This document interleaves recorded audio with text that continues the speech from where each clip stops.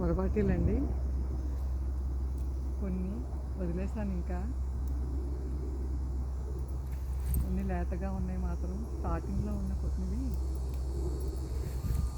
విత్తనాల కోసం వదిలేసాను.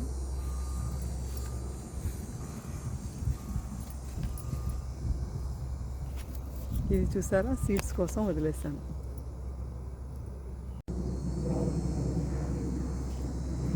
ఇదిగోండి మా బొరబాటీలు. కొంచెమే అనిపించినాయి, చక్కగా కోస్తే బాగా వచ్చినాయి. చూసారా,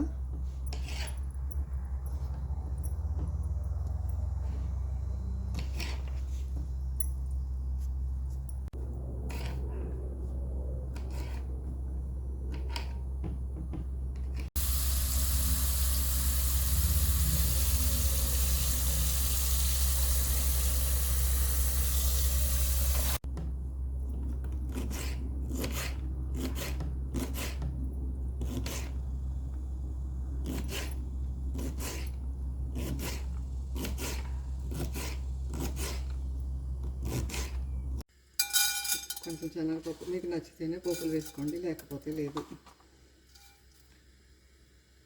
శనగలు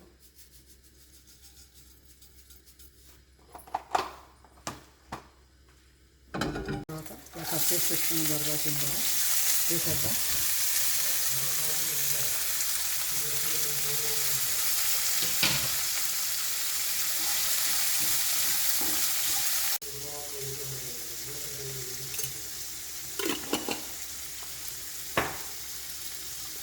ఇక్కడ సాల్ట్ కూడా వేసుకున్నాం.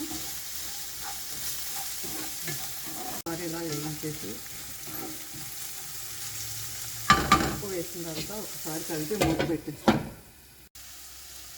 ఇప్పుడు ఇందులో ఈ పల్లి, నువ్వులు, ఎండుమిర్చి, ఉప్పు, జీలకర్ర ఇవన్నీ విడివిడిగా వేయించిన పౌడర్ అండి. ఇది నేను ముందే చేయించి పెట్టుకుంటాను, ఎప్పుడు చేసి పెట్టుకుంటాను మిక్సీలో. ఇది ప్రతి కూరలో వేస్తాను, వేపుడు కూరలో చాలా బాగుంటుంది. కొబ్బరి కూరకు బదులు ఇలా వేసి మీరు కూడా చూడండి.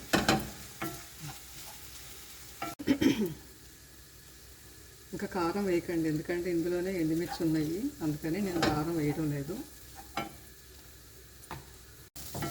మంట తగ్గించి ఒక 2 నిమిషాలు మళ్ళీ మూత పెట్టి ఉడికించుకోండి.